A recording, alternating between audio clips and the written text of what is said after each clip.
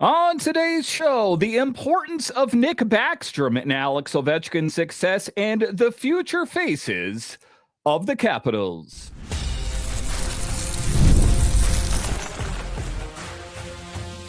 Your Locked On Capitals, your daily podcast on the Washington Capitals. Part of the Locked On Podcast Network. Your team every day. Well, hello and welcome into this edition of Locked On Capitals, part of the Locked On Podcast Network, your team every day. My name is Dan Holme. I've covered the Capitals for the last 3 seasons for Locked On and various other outlets before that. I'm also the host of the weekly show called The Capitals Minutecast, available wherever you find your podcasts. And as always, I want to thank you for making this your first listen of the day. This episode is brought to you by Monarch Money. Take control of your finances with Monarch Money. Use code LOCKEDONNHL at monarchmoney.com for 50% off your first year. So in this edition of Locked On Capitals, we talk about the future faces of the Capitals, the future leaders. For years, it was Ovechkin and Backstrom and Oshie and Carlson, and some of those players aren't even on this team anymore. Who are the faces of the next wave of Capitals? I'll talk about that a bit later. I'll talk about Spencer Carbery and how he has been an absolute game changer for the Capitals. But one of the things that we saw in the playoffs is the Capitals got outworked against the Carolina Hurricanes. Should Spencer Carbery change some of his systems?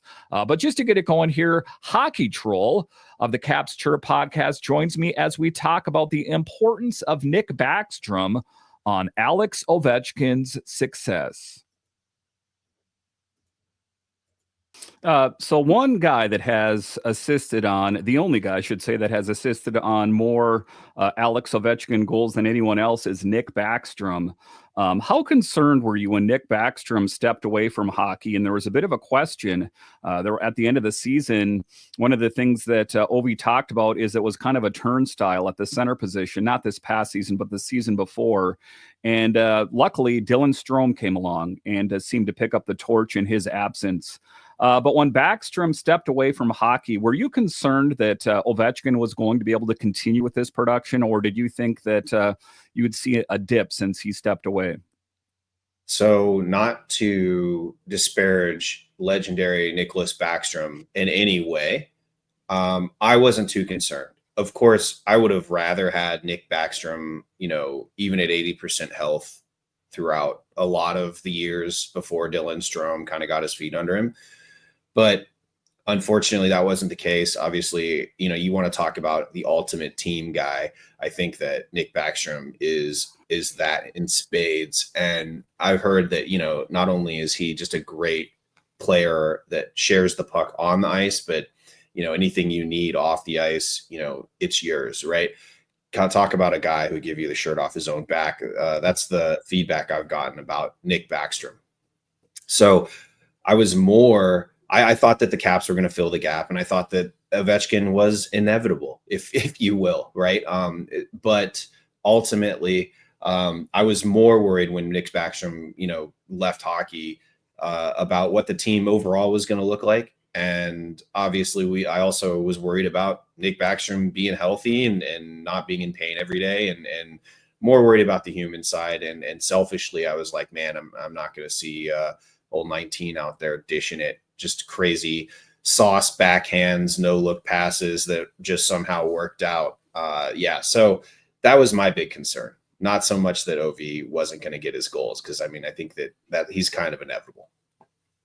Yeah, and it's, I think, important to surround yourself with a really good supporting cast. You were talking before that you're playing hockey on a beer league team, and I'm sure you know the significance of that as well, that, maybe there's some guys that maybe shouldn't be playing out there, but maybe that's a topic for another time. But you take a look at the guy that was his replacement in Dylan Strome, no slouch either, in 82 games played at 29 goals, 53 assists. This is a guy that was put on the scrap heap by the Blackhawks. You got to be thinking to yourself, man, the Blackhawks got to be kicking themselves. How did we let this guy walk? Talk to me about Strome here. What are your thoughts on him as a really great guy to pick up the torch for number 19? Yeah, the Chicago Blackhawks are such a bad organization anymore. I just laugh about they're giving up Dylan Strome for free. They just didn't qualify him. They had his rights. They just let him walk. I don't get it. I don't understand how anyone would do that and not try to leverage, at least try to, maybe also during the time, and, I will never know, but maybe there just wasn't a lot of demand for a guy like that. The Caps obviously made a very shrewd choice in picking him up.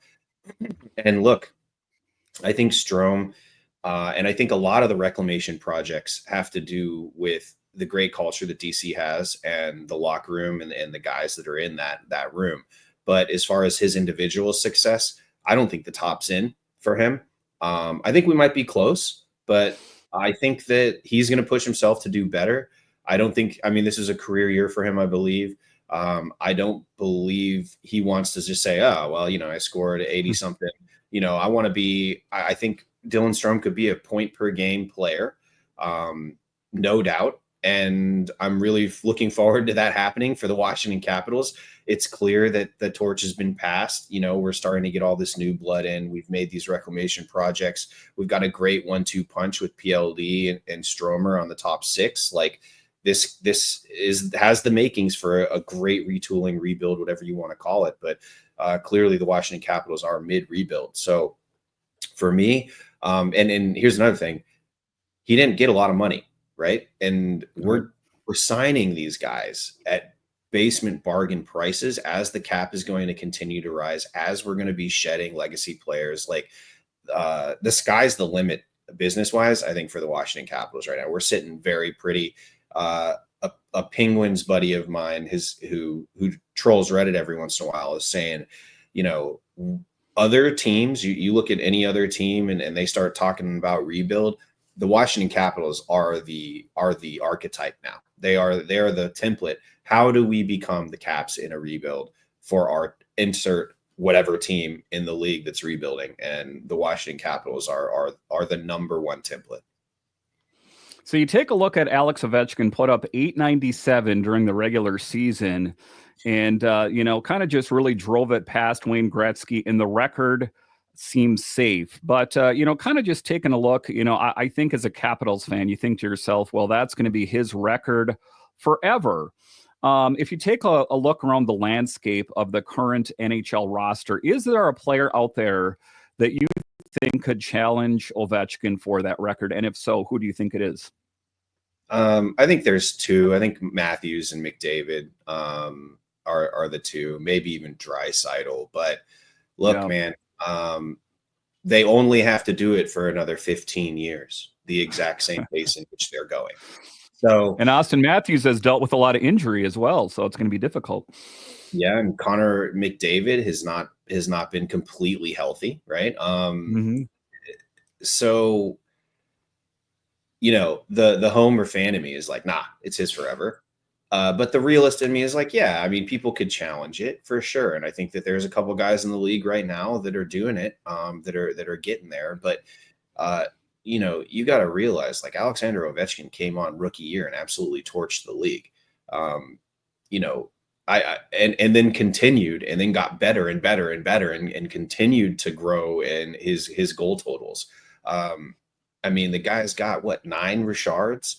I don't think that there's a person that's as consistently dominant. We talk about the crazy high numbers that Alexander Ovechkin has reached throughout his career per season. But the real wild, astronomical, crazy part about Alexander Ovechkin is that not only did he do that like 1 or 2 seasons, he came in every single season that he was in the league and was a legitimate threat for a Richard. Crazy. And did it, it's like half the seasons he's been in the league, he's led the league in scoring. And then, I guess the only one that was that dominant would be like a Gretzky. But you look at Gretzky's later years and he wasn't banging home pucks. He was getting his points, but not to the caliber that I think Alexander Ovechkin is going at. So if a big caveat here is if those two players can continue this for the next decade and a half, yeah, maybe they might, brush up against greatness, but only time will tell on that. So to finish up on this segment here, let's talk about the elephant in the room. The email that went out to some season ticket holders saying that buy your tickets for next season. It is going to be the final season. Capitals PR retracted it. Then Natsya, his wife, said the final season.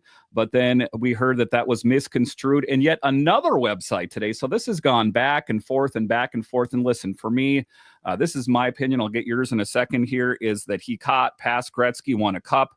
The only thing that's really left, like you alluded to earlier, is to score 1,000. So say he signs a 2-year deal. Is he going to still be banging him out at 42 years old? So let me hear your thoughts on Ovechkin. Do you think he retires at the end of next season, or do you think he signs some form of extension? Well, Dan, you know what they say. The only thing that awaits you at the mountaintop is lightning, right? And so a 2-year extension after this one, I don't know, man. I don't know. Maybe one. I thought that he might go for one if he didn't have the record by now. But, this is time-wise. Like, you think about a superstar's career. He goes out, he scores 25, 30 goals. Incredible last season. Can walk off into the sunset or, Moscow and head held high, right? It's really storybook ending if he just finishes this last team friendly deal and says that's it. I've had enough. I'm going home. He has his hockey school in Russia that he's trying to get off the ground. A lot of memorabilia. There's going to be a museum. I mean, of course there will be. And so he's got probably post-hockey thoughts going into what he's going to do next. He's getting older. He says all the time, even though he is a machine, that training sucks. And from somebody who's played somewhat competitive hockey, it's absolutely right. Training does suck. You're in the weight room. You're killing yourself over the summer to try to get better every season, or even and at that age, you're maintaining, right? You're just trying to maintain a certain level of play, beat the skating test that he talked about, make the team, right? For the NHL, it's even crazier, right? So I think, well, of course, I would love to see him play another 10 years. I don't know. I'm just that much of a fan, right? Of course, we'd love to see him continue to play and get that 1,000 mark. But when you look at it honestly, he's accomplished what he's accomplished. He's done well. And I think that he's sticking to the plan that he's always stuck to, is that at the end of my career, I'm going to go play for the Dynamo again and probably play a couple years there. As long as it's fun, I'll still play. As time has gone on, he's gotten opportunities to do, like I said, that school and everything. And he's going to do that in Russia. So he's going to be a big deal for a long time. But I don't see him re-upping with the Caps after this year. I'm going to be completely honest. He's got it all. He's got it all. He's done it all.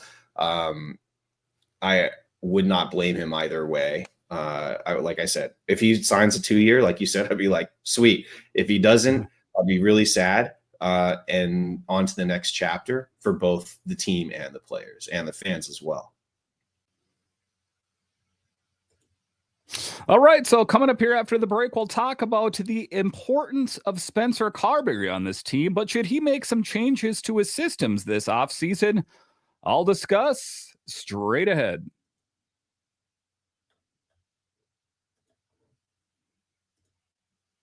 Ever check your banking account and wonder, where did all my money go? Between dining out, online shopping, and entertainment, it's easy to lose track. That's where Monarch Money comes in, your personal CFO giving you full visibility and control over your finances. Monarch Money isn't just a budgeting app, it is a complete financial command center. You can track all your accounts, investments, and spending in one place, so you stop just managing your money and start building wealth. Now listen, the economy is a bit up and down. You need one certainty, That's why you need Monarch Money. When I started using Monarch Money, I realized just how much I was spending on food delivery. Now I budget smarter and save more. Instead of juggling multiple apps, you can use Monarch to check your finances, track spending, and even plan long-term goals. Let it help you in your financial goals with Monarch Money. So take control of your finances with Monarch Money. Use code LOCKEDONNHL at monarchmoney.com for 50% off your first year. That's monarchmoney.com, code LOCKEDONNHL for half off your first year.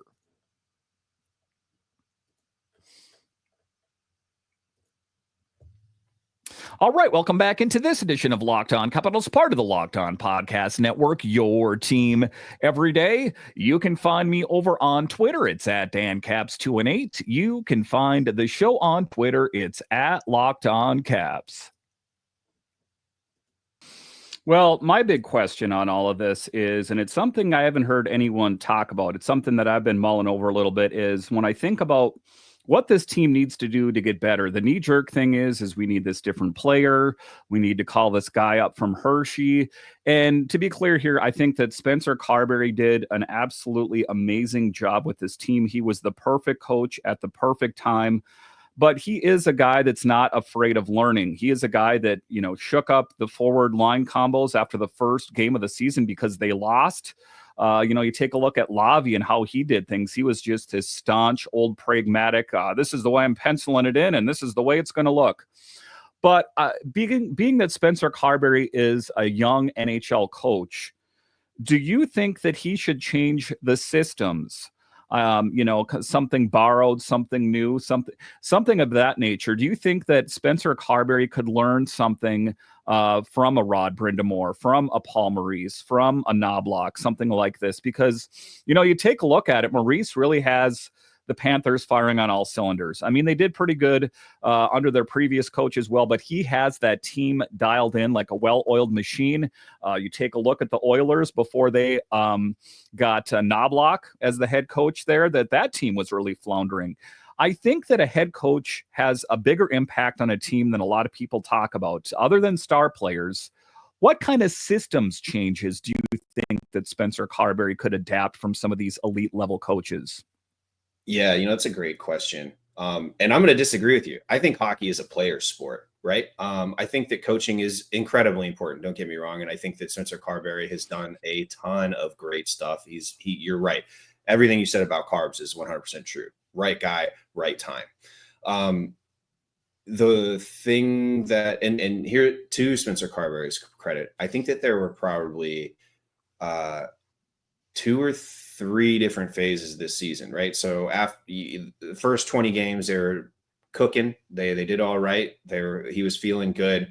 After that kind of great success, I think that he tried to insert some wrinkles in not only the breakout, but how the puck was cycled, getting into a high cycle rather than pumping it low. The Caps obviously like to go low to high, right? From behind the goal or down below the face-off dots, get a shot from up top, pump it on, and then work off the chaos. The next phase, I think, came a little bit after like 4 Nations, right? When there was a bit of a lull, he's like, okay, he's inserting different players. At that point, we got to see a couple call-ups, get a few games in.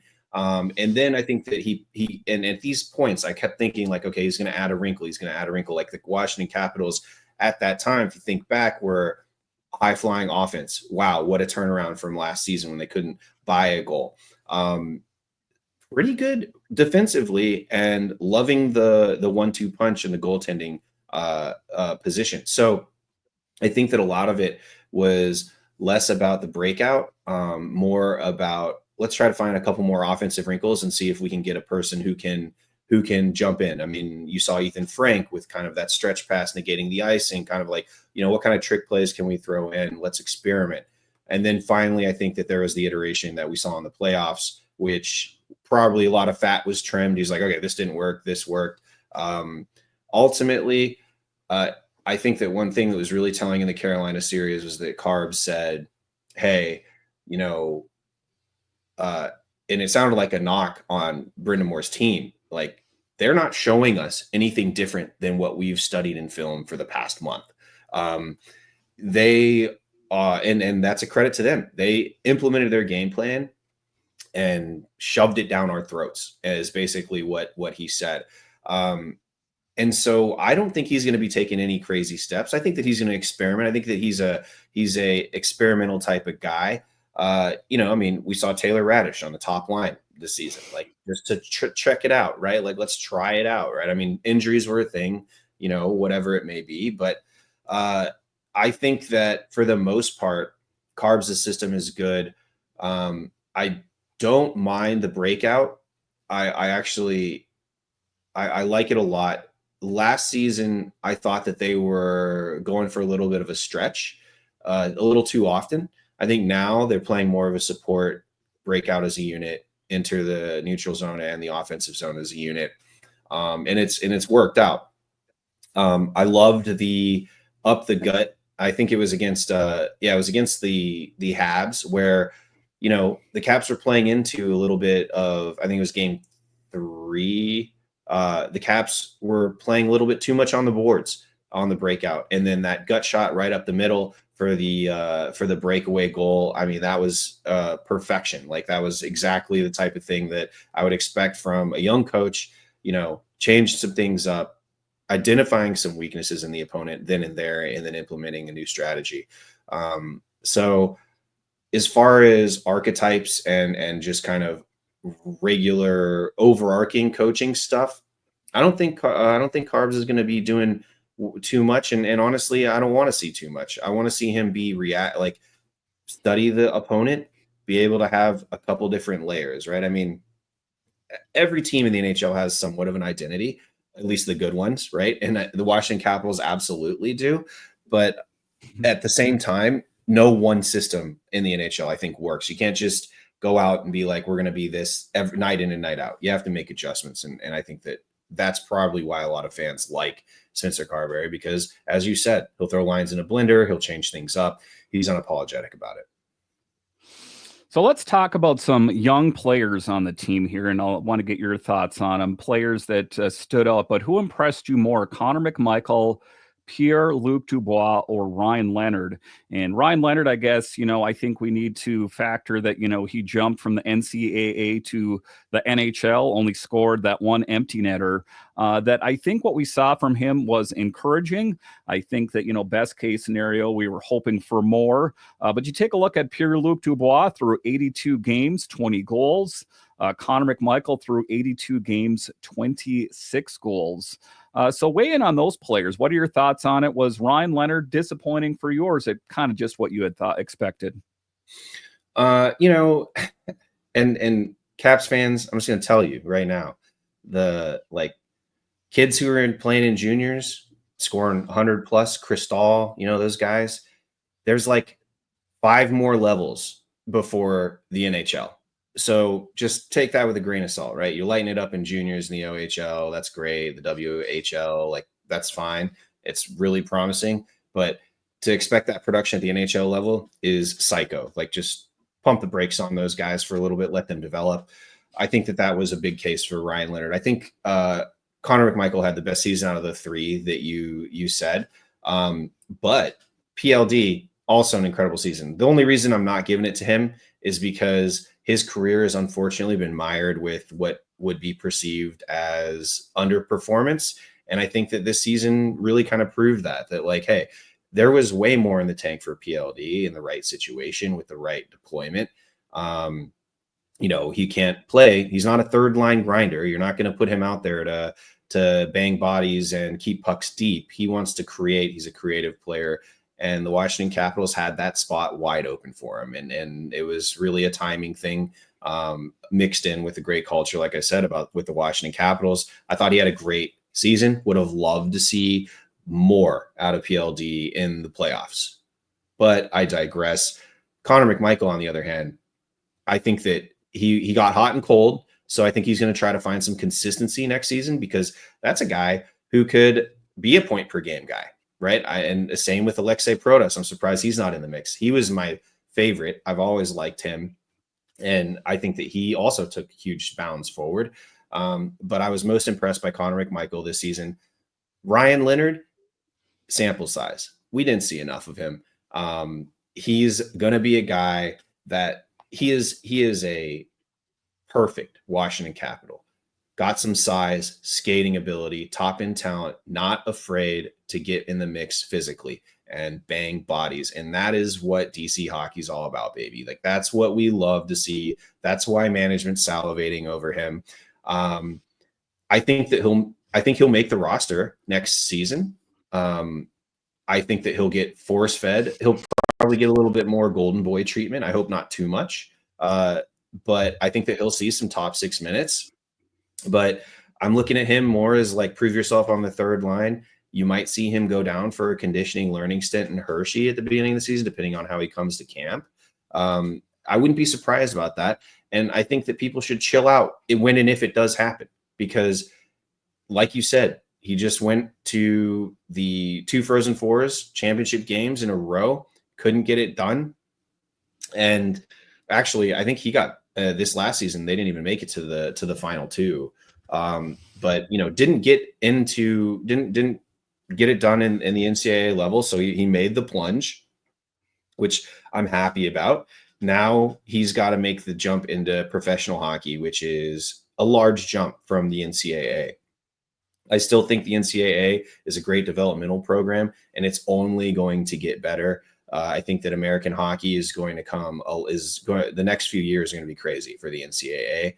And as an American myself, obviously I love that, but let's temper our expectations. We've got a stable of young guys who are showing promise, but right now that's all they're showing. They've got to put it in. And if you look at a career trajectory that Connor McMichael had specifically, he's been on and off the Caps roster for the past 3-4 years, right? It's taken him that long with, heavy doses of NHL play to get to where he is now. That is exactly how a good player in the NHL gets developed. And I hope that the Washington Capitals continue that trend with some of the younger players that we're seeing now, because it's only going to work out in our favor.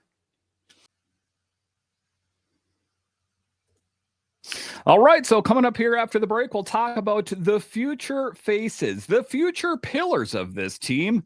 Who are those players? I'll discuss straight ahead.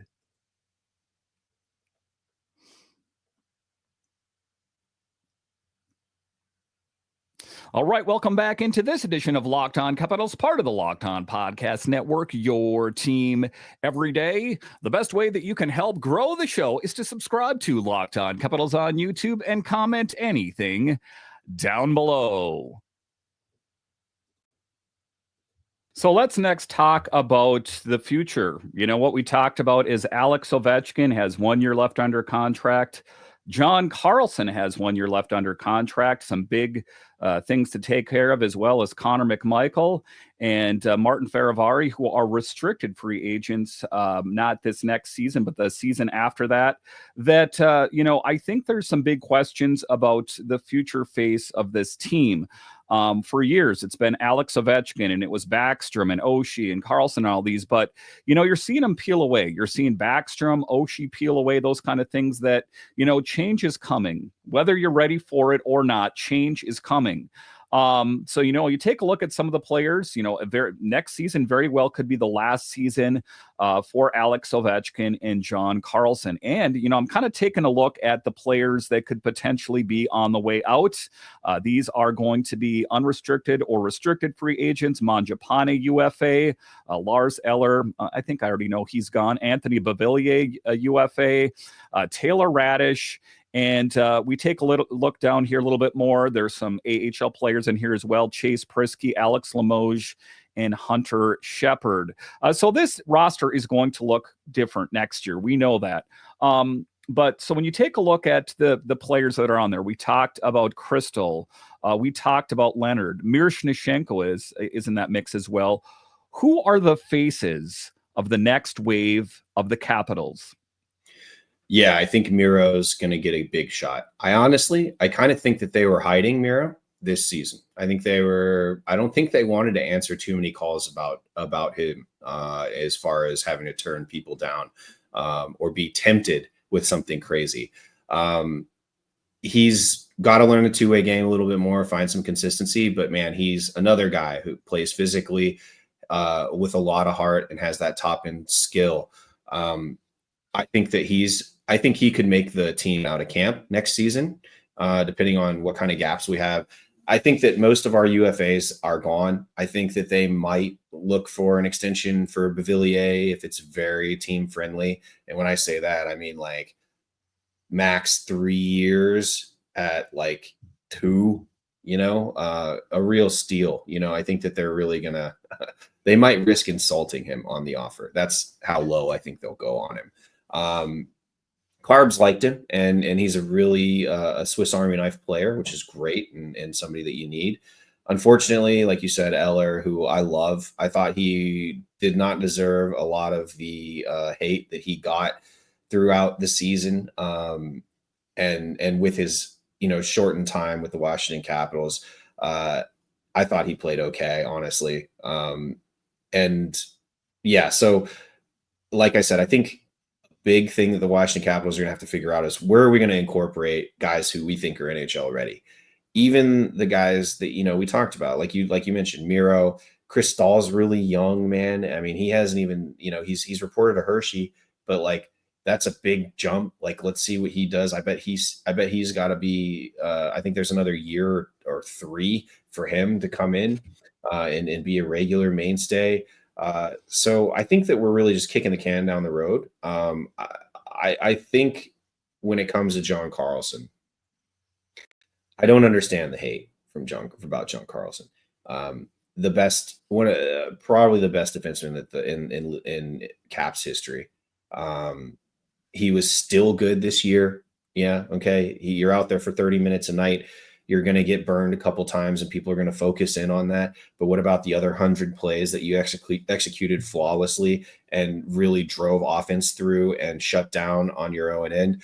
John Carlson's a beauty. And I think that's the type of player who, if he comes in and says, look, I'll take a bit of a discount if you give me a couple years, I think that management springs on that. I think that he gave us such cap consistency for the last 8 years when they signed him. I mean, I think he's making like $8 million a year for a number one defenseman. And he is a number one defenseman. You could say all you want about Chychrun, who's doing great. Right. And we locked him.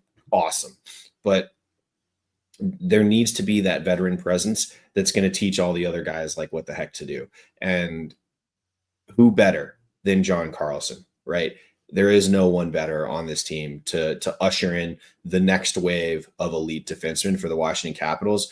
And he's still a very important part of that blue line. Whether, love it or lump it, that's the facts, is that he is a big piece of this team still. And I would not be surprised if he extends when the time comes. But, as far as this next season, I do think the Caps are going to buy somebody. I think that they might. I think, and it may not be, God, it's not a Mitch Marner. It's unless he comes over for like a 7th round pick and Toronto's going to retain 80% of his salary. I don't think it's going to be somebody that's a marquee player, but it'll be somebody that you've heard of. I think I definitely think that the forwards are going to need a little bit. And I wouldn't be surprised if they get a forward and a defenseman. Ferviari was a huge loss in the playoffs. We don't know after a knee surgery what he's going to be like next season. I suspect he'll be fine, but crazier stuff has happened, right? Players have these injuries. They may not be as hot coming back. They may need some more time. Got to plug a hole while that person rehabs. And that could be a Martin Ferviari situation, though I hope that he works hard in the offseason, because that's a great defenseman that I think that we have right in our back pocket. He's really Orlov-esque, right? Never really got a lot of limelight, but you loved watching him out there and you always felt comfortable. That's a Martin Ferviari there. So I think that the Washington Capitals will probably go buy a forward and a defenseman. I think they're solid on the goaltending. I think they're going to let a lot of guys go. And I think that Carbs is going to give some guys a real shot. Miro definitely. Ryan Leonard definitely. And I think Protas and McMichael have absolutely earned their spot. And if they come to have a good camp, there's no question they'll be in the lineup. All right. Lots to consider this offseason, Hockey Troll. Why don't you tell everyone where we can find your work? Yeah, absolutely, man. Thanks a lot for having me on. It's always a good time. You can find me at Hockey Trollin on all social media, and you can find the Caps Chirp podcast, the official Caps Chirp podcast, at Caps Chirp on all social media and anywhere you find podcasts. I usually do one a week. Sometimes I do two. I'm trying to, at the end of the season here, I go until the cup is awarded. So I'm going to be trying to pack in some interviews. Hopefully, Dan, you can join me next week. And then I've got some other buddies that come on and we just cut up. So a little bit different than this one that has like a lot of good news and is much more sports journalistic, I would say. Mine's a little bit more of kind of just hot takes, and you're definitely not coming to me for news. So hopefully you find it entertaining. Check me out there. All right. Once again, I want to thank you, Hockey Troll, for joining us on this edition of Locked On Capitals.